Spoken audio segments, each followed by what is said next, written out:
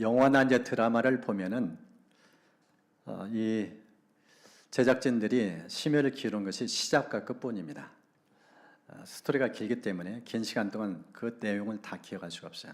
그래서 인상 깊게 첫 스타트를 이제 합니다. 그리고 엔딩을 처리하는데 심혈을 많이 기울입니다. 그래서 다른 건 다 잊어먹어도 시작 끝 부분은 머리에 오랫동안 남게 합니다. 예수님께서 이 땅에 오셔서 공생애 3년 수많은 일들을 행하셨어요.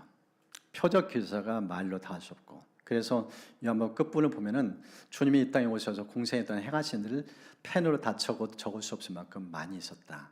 그런 기록을 남겨놨습니다. 그 중에서 오늘 읽은 이 본문을 보면은 이 요한복음 적은 사도 요한의 뇌리에 결코 잊을 수 없는 그 모습, 수많은 예수님이 하신 일 가운데서 이것은 결코 잊을 수 없는, 너무나 뇌리에 깊게 각인된 그 내용을 지금 글로 적어서 우리에게 소개를 해주고 있습니다. 이 본문을 좀 우리 같이 살펴보면서 예수님이 어떤 분이신지 세 가지 측면 속에서 말씀을 좀 나누려고 합니다. 그 첫 번째가 예수님은 우리를 너무너무 사랑하신다는 거예요. 사랑의 주님으로 오늘 성경 우리에게 말씀합니다. 1절을 보십시오. 유월절 전에 예수께서 자기가 세상을 떠나 아버지께로 돌아가실 때가 이른 줄 아시고 세상에 있는 자기 사람들 사랑하시되 끝까지 사랑하시니라. 지금 예수님이 제했던 이 사도 요한이 예수님이 행적 가운데서 지금 이 본문에 적혀진 13절부터 13장에서 17절까지 예수님의 생애의 마지막 부분, 끝무렵에 일어나는 일들을 하는데 그 중에 지금 첫 부분이 제자를 향한 사랑의 모습이에요. 이 사랑을 지금 뭐라고 표현하냐? 끝까지 사랑하셨다. 이 단어로 지금 설명을 하고 있습니다. 이 사랑이 어떤 건지 좀 더 구체적인 내용은 좀 두 가지 측면에서 살펴보랍니다. 그 첫 번째가요, 배반해도 사랑하시는 모습이에요. 배반을 해도 사랑을 해요. 저 표현 보십시오. 마귀가 벌써 시몬의 아들 가룟 유다의 마음에 예수를 팔려는 생각을 넣었더라. 여러분, 우리가 아무리 좋은 관계일지라도 상대방을 배신하면 사랑이 계속 이어지나요? 마음을 닫아요. 접어요. 등을 돌려요. 관계를 멀리해요. 배신은 굉장히 아픔을, 고통을 줍니다. 그런데 예수님은 지금 제자가 배신하는데 변함이 없어요. 여전한 사랑이에요. 끝까지 품는 사랑이에요. 그것이 지금 우리에게 보여주고 있습니다. 배반해도 변함이 없는 사랑. 이 광경은 지금 사도 요한이 펜을 적어서 오고 오는 세대에 예수님의 사랑 어떤 건지 우리에게 보여주고 있어요. 배반과 사랑은 상극이에요. 함께 할 수 없어요. 공존할 수가 없어요. 그런데 지금 예수님은 공존의 모습을 우리에게 비춰주고 있어요. 빛과 어둠이 공존할 수 없는데 지금 이 배반하는 제자 앞에서 예수님은 그를 끝까지 품어요. 그를 끝까지 사랑하는 모습이에요. 이게 지금 이 사도의 뇌리에 너무나 인상 있게 자리 잡은 모습이에요. 두 번째 모습은요, 이 예수님 사랑의 또 다른 특징이 있는데 떠날 때도 사랑하셔요. 떠날 때도. 저 편 보십시오. 저녁 먹는 중에 예수는 아버지께서 모든 것을 자기 손에 맡기신 것과 또 자기가 하나님께로부터 오셨다가 하나님께로 돌아가실 것을 아셨다. 지금 제자를 헤어질 무렵이에요. 우리의 대부분의 인간관계는 서로 있을 때 조건을 가지고 서로 만남을 갖습니다. 친밀감은 더해져. 그런데 이제 무슨 일이 있어 서로 헤어질 때가 됐다. 그러면은 사람이 마음을 안 줍니다. 헤어질 사람이니까. 다시는 못 만나니까. 그런데 예수님은 지금 헤어질 무렵이 됐는데 변함이 없어요. 끝까지 지금 떠날 때도 사랑을 이어줘요. 이게 지금 예수님의 사랑의 두 번째 모습이에요. 인간의 사랑과 예수의 사랑이 얼마나 다른지 차원 높은 사랑을 지금 이 사도 요한은 보고 충격을 받은 거예요. 그러면서 이것을 두 가지 측면 속에서 지금 설명하고 있음을 보게 되어집니다. 얼마나 그 사랑이 강렬했는지 그걸 결코 잊을 수 없어서 펜에 담아 지금 우리에게 소개하고 있는 이 모습을 우리가 보여줘요. 1절에 보면 이렇게 표현하세요. 자기 사람들 사랑하시되 끝까지 사랑하셨다. 저 끝까지 사랑 속에는요, 사도 요한도 포함되고 가룟 유다를 포함한 모든 제자가 포함돼요. 우리가 사복음서 읽어나가다 보면은 가룟 유다만 예수님 배반한 게 아니에요. 수제했던 베드로, 그도 예수님 등 돌렸어요. 3번이나 부인했어요. 아니, 저주까지 했어요. 그랬던 사람이 사도 베드로예요. 베드로뿐이었나요? 예수님께서 십자가에 처형당할 때, 신문당할 때 다 떠났어요. 다 등 돌렸어요. 다 도망갔어요. 모두가 배신자예요. 어느 한 사람 예외 없이 가룟 유다를 비롯한 모두가 다 배신자예요. 그런데 예수님의 모습 보십시오. 한결같아요. 십자가 못 박혀 돌아가시고 또 사흘 만에 다시 살아나신 후에 예수님에게 찾아간 게 누구예요? 제자들이에요. 등 돌렸어요. 배신했어요. 다 떠나고 자기 생업으로 돌아갔던 사람들이에요. 근데 찾아가요. 이게 지금 예수님이 끝까지 하는 사랑이에요. 변함없는 사랑이에요. 한결같은 사랑의 모습을 우리에게 지금 보여주고 있는 것을 알 수가 있습니다. 이게 다른 사람이 우리를 향해서 똑같다는 거예요. 우리 예수 믿는다 하지만은 우리도 사람인지라 죄성을 갖고 있어서 한결같은 모습을 사랑을 못해요. 넘어져요. 곁길로 가요. 때로는 주님을 부인도 해요. 세상 살면서 예수 믿는 나가 떳떳하게 공개적으로 살지 못하는 모습들이 부끄러운 모습이 종종 있어요. 그런 우리를 주님이 용납하셔요. 여전한 사람 품어주셔요. 언제까지? 세상 끝날 때까지. 이게 지금 예수님의 사랑의 모습입니다. 이 사랑이 너무나 인상 깊어서 이 사도 요한은 글로 남겨서 우리를 얼마나 사랑하는지 그걸 기억하면서 때로는 우리의 변절된 사랑, 주님을 향한 끝없는 사랑의 반기를 드는 같은 그런 연약한 모습일지라도 하나님 포기치 않는다. 끝까지 품어주신다. 그 사랑이 우리 인생을 지킬 거다. 그 약속을 우리에게 보여주고 있습니다. 저와 여러분도 이 사랑을 힘입어서 믿음이 완주할 수 있는 은총기를 주의 이름으로 축복합니다. 이 본문을 본 두 번째 예수님의 모습이 있는데요. 우리를 정결케 하시는 분으로 지금 소개합니다. 첫 번째는 우리의 사랑, 두 번째 우리를 정결케 하시는 모습입니다. 이 본문을 보면은 예수님께 제대로 발을 씻겨요. 근데 왜 발을 씻기는지 두 가지 중요한 의미를 담아서 예수님이 설명하는 모습이 있습니다. 그 첫 번째가요, 우리가 더럽기 때문이라는 거예요. 보십시오. 저녁 잡수시던 자리에서 일어나 겉옷을 벗고 수건을 가져다가 허리에 두르시고 이에 대에 물을 떠서 제자의 발을 씻으시고 그 두르신 수건으로 닦기를 시작하셨다. 여러분, 유대 문화 속에서 발은요 아무나 씻는 게 아니에요. 스승이 제자를 펴신다, 있을 수 없는 일이에요. 가장 천한 자, 가장 직급이 나간 자, 노예, 하인이 수종드는 것이 저 발 씻는 거예요. 여러분, 신체의 부위 가운데서 제일 더럽혀지는, 가장 많이 더럽혀지는 것이 어디예요? 쉽게 빨리 발이에요. 지금 오늘날처럼 자동차 문화도 아니에요. 다 걸어 다녀야 돼요. 이동 수단이 없어요. 그리고 포장도로가 아니에요. 신발도 오늘 같은 신발이 없어요. 그런 낡은 신을 가지고 거동할 때 발은 완전히 오염돼요. 먼지투성이, 흙투성이. 그 더럽혀진 발을 씻는다. 역겨울 수 있어요. 그래서 쉽게 아무나 그 발을 못 씻는 거예요. 씻겨지를 피하는 거예요. 그런데 이 본문을 보면은 예수님께서 제자들의 발을 씻는 거예요. 함께 식사를 들다가. 그런데 여기에는 아주 중요한 의미가 담겨져 있어요. 그냥 괜한 발 씻는 것이 아니야. 우리가 지금 한국 교계 속에서 이따금 예수님께 제자들 발을 씻겼으니까 우리 서로 발을 씻기자, 섬기자 이러면서 세족식을 해요. 그런데 이 본문을 읽어보면 단순한 세족식이 아닙니다.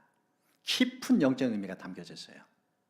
이 본문에 예수님께서 왜 이렇게 제자들의 발을 씻기면서 어떤 메시지를 주는가 좀 깊이 좀 보려고 합니다.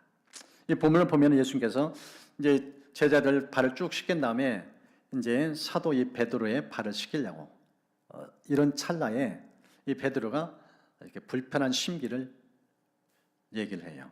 이런 말을 합니다. 주여, 주께서 내 발을 씻으시나이까. 자기 발 씻으면서 거부반응이 일어나요. 싫다는 거예요. 그런 마음을 속내를 비춰요. 그때 예수님께서 7절 이렇게 말씀합니다. 내가 하는 것을 네가 지금은 알지 못하나 이후에는 알리라. 지금 발을 씻기는데 이게 무슨 의미인지 아직 모른다는 거예요. 그런데 발을 씻겨요. 나중에 가면 깨달아 알 수 있습니다. 그러면서 예수님이 의도적으로 발을 씻기려는 그 모습이죠. 근데 이렇게 예수님께서 설명해 준데 베드로가 고집이 보통이 아니에요. 보십시오. 8절. 베드로가 이르되 내 발을 절대로 씻지 못하시리다. 절대로라는 단어가 있어요. 손대면 안 돼요. 노타치. 얼마나 완강히 거부하는지를 보여줘요. 보통 고집이 아니에요. 쇠고집이에요. 이런 고집이 없어요. 그런데 예수님께서 이 고집을 어떻게 꺾으시는가? 연이은 말씀이 그걸 우리가 설명합니다. 그 말씀 속에 아주 중요한 영적 의미가 담겨져 있어요. 그 두 번째가 뭔가? 우리가 미숙하기 때문이라는 거예요. 인간은 죄에 쉽게 오염될 수 있고 더럽힐 수 있는 존재, 불완전한 존재, 죄성지는 존재. 말씀 보십시오. 8절 하반절. 예수께서 대답하시되 내가 너를 씻어주지 않으면 네가 나와 상관이 없느니라. 여러분, 베드로 지금 성인이에요.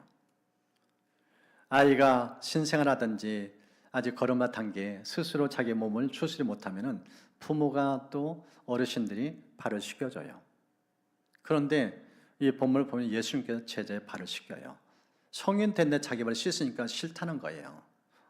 이것도 유대 문화 속에서는 도저히 그게 용납 못하는 문화예요. 어떻게 감히 스승이 제자 발을 씻는가? 나는 절대로 그걸 용납 못해요. 이런 마음이에요. 그런데 예수님께서는 아주 강한 메시지를 심어줘요. 내가 네 발 안 씻으면 너와 나는 완전히 끝장이다.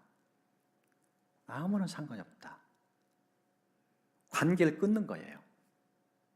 단순히 세족식이 아니라는 거예요. 서로 연결되는 거예요. 뗄래 뗄 수 없는 관계예요. 그것을 지금 말씀하고 있어요. 이 말씀 속에서 우리가 좀 더 단계를 좀 나아가야 되는데, 이렇게 예수님 말씀하시니까 이 시몬이 베드로가 이렇게 해요. 발뿐만 아니라 손과 머리도 좀 씻어줘요. 그렇게 얘기를 해요. 그때 예수님께서 10절에 이렇게 말씀합니다. 이미 목욕한 자는 발밖에 씻을 필요가 없느니라. 이미 목욕한 자는 발밖에 씻을 필요가 없느니라. 여러분, 지금 예수님의 제자들은 예수님과 늘 함께하면서 천국 복음을 듣고 예수 십자가 부활의 도를 들었어요. 그러면서 자신들이 얼마나 죄인지를 깨닫고 그 말씀을 날마다 정결히 씻음 받는 작업을 해오면서 지금 예수님과 늘 같이 가고 있어요. 그런데 지금 예수님께서 이 발 씻기는 장면은 아주 제자 속에서 깊이 있게 각인된 거예요. 문화의 그 상황을 뛰어넘어서, 유대 문화에 도저히 용납할 수 있는 그 문화를 뛰어넘어서 예수님의 강한 메시지를 이 발 씻기는 모습을 들려줘요. 무슨 뜻인가? 인간은 죄성진 존재라는 거예요. 예수 믿고 거듭나도 죄의 근원적인 문제 처리를 받았지만은 여전히 우리는 넘어져요. 실수하고 죄져요. 지난 한 주 돌아보면은 하나님께 부끄러운 모습 봐요. 아니, 하루만 돌아보더라도 하루에 말 때문에, 관계 때문에 이런저런 실수, 허물을 종종 범하고 살아가요. 이렇게 오염된 우리, 그대로 살 수 없다는 거예요. 내 발로 죄 문제 해결할 수 없다는 거예요. 주님의 손길이 필요하다는 거예요.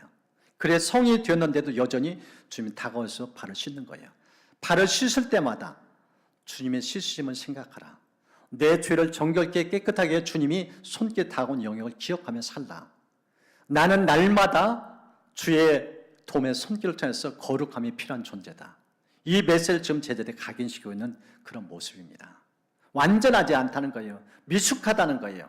죽는 순간까지 우리는 죄와 싸워야 되고 이 죄 문제를 가지고 죽게 나가야 된다는 거예요.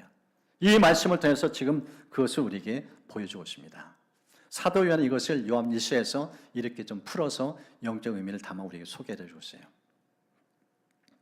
우리가 하나님과 사귀고 있다고 말하면서 그대로 어둠 속에서 살아가면 우리는 거짓말하는 것이요 진리를 행하지 않는 것입니다. 우리 예수 믿은 빛인 예수님 우리 안에 들어와 계셔요. 그리고 빛인 주님과 동행하는 기쁨을 누립니다. 그런데 이 주님과 동행한다면서도 세상 유혹 벗어날 수가 없어요. 그러면 넘어져요. 그런 채 나는 죄 안전전 태연하게 포장하면서 살 수 없다는 거예요. 내 안에 계신 성령께서 탄식하는 거예요. 그래서 표현하는 거예요. 하나님과 사귐이 있다고 하는데 여전히 죄를 품고 살면 아직도 온전히 못한다. 그건 죄주 있는 거다. 거짓말하는 거다. 속이고 있는 거다. 그래서 저런 연약함 앞에 노출될 때 어떻게 그것을 개선해야 하든가. 그것이 요한일서 1장 9절에 있습니다. 우리 9절 말씀을 함께 좀 읽도록 하겠습니다. 같이 읽겠습니다. 우리가 우리 죄를 자백하면 하나님은 신실하시고 의로우신 분이셔서 우리 죄를 용서하시고 모든 불의에서 우리를 깨끗하게 해주실 것입니다. 저 표현 보십시오. 우리 죄를 자백하라. 품지 말라는 거예요. 토해내라는 거예요. 지금 이 발식의 장면이 그것을 연상시킨다는 거예요. 끊임없는 주의 도움의 손길, 영혼의 정화 작업, 성화의 과정은 죽는 순간까지 계속 이어질 것은 메시지입니다. 베드로가 물어봤죠. 누가 우리에게 죄를 지을 때 몇 번이나 용서해 주는가? 70번씩 7번. 한없는 용서. 그 용서를 베푼 주의 손에 맡기면서 영혼의 정화 작업. 그 메시지가 지금 담겨져 있어요.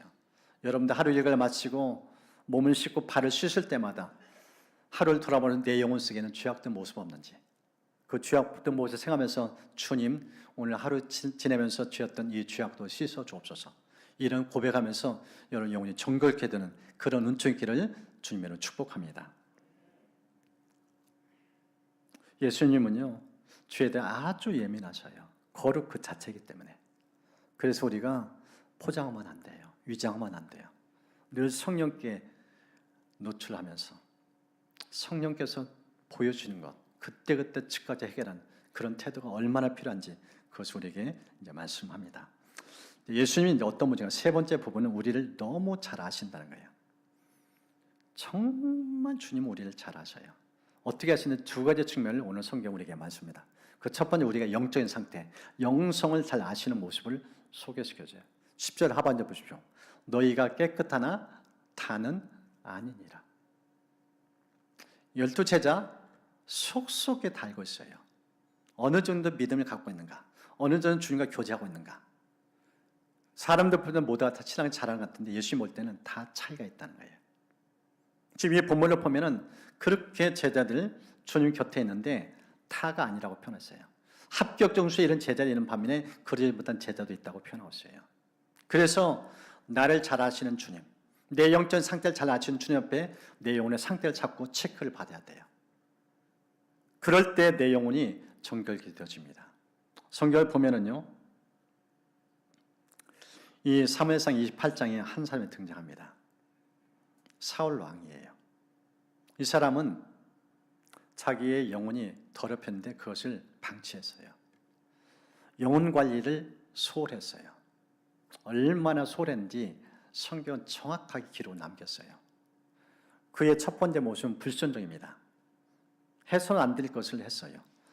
지가 제사를 집전해요. 영역을 침범했어요. 월권했어요. 그리고 하나님 경고를 받았는데 또 불순종해요. 진멸하는데 하나님 예배한다고 재물을 일부는 맡기고 일부는 바치고 이런 거예요. 완전한 순종을 하지 않아요. 그런 게 반복되죠. 그리고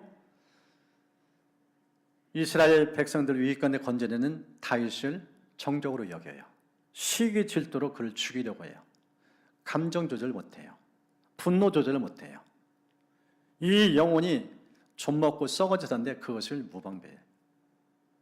그런 상태로 살아가요.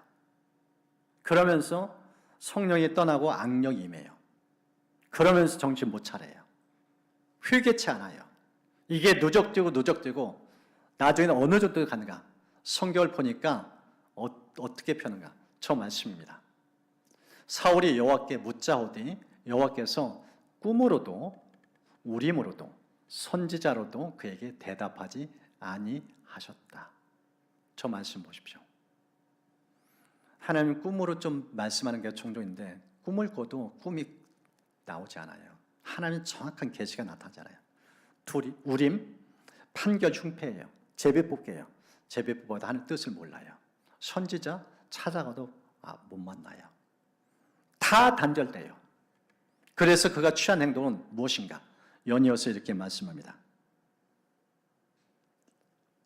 사울이 그의 신하들에게 이르되 나를 위하여 신접한 여인을 찾으라. 내가 그리에서 가서 그에게 물으리라. 어떤 사람 찾아왔는가?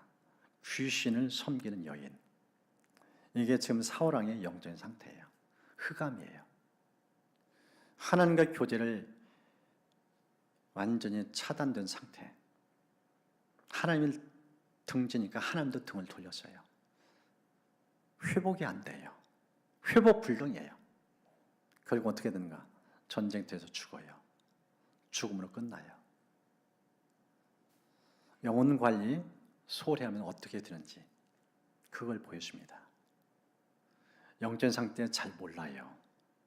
그래서 말씀을 가까이 해야 되고 하나님 앞에 엎드려야 되고 말씀 드려야 되고 십자가 앞에 나가야 되고 내 안에 계신 성령께 자꾸만 묻고 그걸 비춰보야 이런 우를 범하지 않습니다.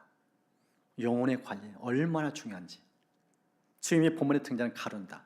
왜 이토록 되었는가? 연이어서 두 번째 모습을 보입니다. 두 번째 우리를 잘 아신 예수의 모습은 우리의 인격까지 아신다는 거예요. 말씀 보십시오. 이는 자기를 팔자가 누구인지 아셨다. 얼마나 인격이 못되던 스승을 팔아버려요. 배신을 해요. 그의 인격이 얼마나 천박한지를 좀 보여주는 모습입니다. 너무 약해요. 믿음의 깊이가 없어요. 여러분 영성과 인격 같이 갑니다. 주님을 가까이 하는 만큼 인격이 깊어져요. 성숙해져요. 주님 닮아가져요. 그런데 주님과 교제가 소홀히 하면 인격이 깊이를 내려갈 수가 없어요. 예수를 닮아갈 수가 없어요. 지금 이 본문에 등장하는 가룟 유다의 모습은 그 인격이 얼마나 연약한지, 얼마나 얕은지를 보여주는 실상입니다. 왜 그렇게 되는가? 성경 구체적으로 설명해 놨습니다. 2절에는 말씀인데 마귀가 벌써 시몬의 아들 가룟 유다의 마음에 예수를 팔려는 생각을 넣었더라. 생각이 왜곡됐어요. 변질됐어요. 하나님부터 생각이 아니라 사탄이 주는 생각을 품었어요. 지금 이 모습에 보이는 특징이 무엇인가? 그는 생각조차 분별을 못해요. 이게 하나님부터 왔는지 마귀로 왔든지 분별을 못해요. 그냥 품어버려요. 그리고 팔아버려요. 얼마나 하나님의 교제가 단절된지 그 실상을 보여줘요. 인격과 영성 완전히 꽝이에요. 그 실상은 지금 보여주는 모습입니다. 요한복음 12장에는 이렇게 기록해놨어요. 이 향유를 부어 주께 드렸던 마리아 헌신, 그것을 질타해요. 꾸짖어요. 300대원에 팔아서 가난한 자를 줘야 되는데 왜 허비하느냐 이래요. 그때 성경이 이렇게 기록해놨습니다. 이렇게 말하면 가난한 자를 생각함이 아니요 그는 도둑이라 돈길을 막고 거기에 넣는 것을 훔쳐가미러라. 그 사람의 됨됨이 인격을 알면 생각 보면 안다는 거예요. 생각을 보면은 그의 인격이 깊이를 알 수 있다는 거예요. 그래서 생각이 얼마나 중요한지 그것이 지금 가룟 유다가 우리에게 깨우치고 있습니다. 하나님께서 저희는 일상을 살면서 이런 생각이 많이 교차되는데 그때마다 생각을 잘 불배우면서 하나님이 원하는 생각을 품고 성숙한 인격을 갖고 사는 우리 모두 되시기를 축복합니다. 이 성경에 나타난 이 제자들, 이렇게 예수님께 끝까지 사랑하는 사랑을 받았던 제자들, 그들이 어떻게 인생이 달라졌는지 대표적으로 두 사람의 인물을 좀 보면서 이제 말씀을 마무리하려고 합니다. 그 첫 번째가 대표적인 사도였던 베드로. 그가 쓴 베드로 후서를 보면은 성품에 대해 이렇게 기록합니다. 신성한 성품에 참여하는 자가 되게 하려 하셨다. 우리를 왜 부르셨는지 신의 성품에 참여하는 자, 그런 부르심이라고 그가 소개를 해요. 그러면 구체적으로 신의 성품이 뭔지 설명합니다. 여러 단어가 등장하는데 시작은 믿음이에요. 그리고 끝은 사랑이에요. 믿음을 시작한 인생이 어디로 귀결되는가? 어디로 끝을 맺는가? 어떤 열매를 맺는가? 사랑의 열매예요. 마지막은 사랑의 열매라는 거예요. 이게 지금 예수님부터 사랑받은 베드로의 모습이에요. 또 한 제자인 이 사도 요한, 그가 쓴 요한일서 4장에는 이렇게 기록해놨습니다. 사랑하는 자들 우리가 서로 사랑하자. 그러면서 하나님을 소개해요. 딱 한 단어입니다. 하나님은 사랑이시다. 여러 말 부연 설명하잖아요. 딱 딱 한 단어로 요약했어요. 하나님은 사랑 그 자체다. 그러면서 이렇게 설명합니다. 어느 때는 하나님을 본 사람이 없으되 만일 우리가 서로 사랑하면 하나님은 우리 안에 거하시고 그의 사랑이 우리 안에 온전히 이루어지느니라. 제자다운 제자, 예수 믿는 사람, 서로 관계 속에서 어떻게 사랑 실천하는지 그걸 보면 진짜 제자인지 알 수 있다는 거예요. 그게 진짜 예수 믿는 사람이라는 거예요. 이렇게 지금 사도 요한이 사랑을 먹고 이 메시지를 들려주고 있는 겁니다.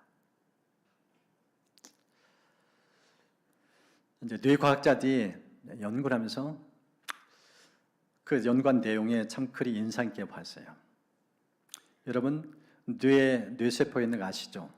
그런데 심장에도 뇌세포가 있대요. 이게 과학자들이 발견한 귀한 소식이에요. 우리 심장에 뇌세포가 있대요. 그래서 뇌와 서로 신호를 주고받는데요.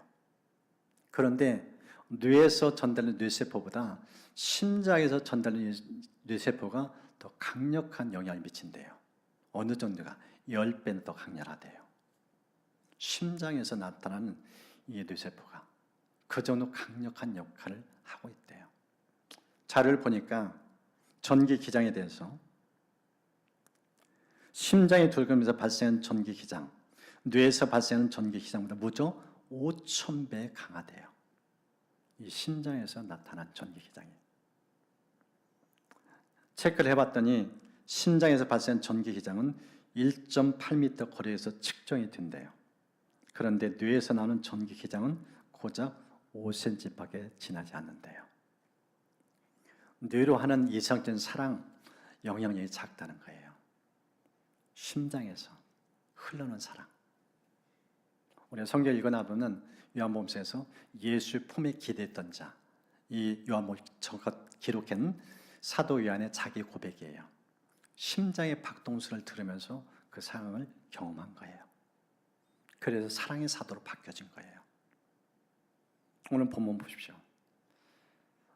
이 가룟 유다를 비롯한 모든 제자 예수는 다 등지고 변절됐어요. 그런데 예수님은 끝까지 사랑해요. 그 사랑을 먹고 사람들이 다 바뀌어졌어요. 사랑의 사람으로. 이게 얼마나 우리에게 위로든지. 우리도 신앙생활하면서 참 연약한 모습들, 그래서 아프고 상처 주고받고 그런 모습도 있어요. 그런데 주님이 제자를 끝까지 사랑했던 이 모습, 그 사랑 우리를 바꾼다는 거예요. 그게 얼마나 큰 위로가 되는지. 오늘 또 이 주신 말씀 마음에 새기면서 그 사랑이 내 안에서 흐르고 있다는 걸 기억하고 우리도 그 예수님의 사랑을 본받아서 배신이 아닌 정말 끝까지 일관된 모습 사랑하며 사는 우리 모두 되시기를 주로 축복합니다.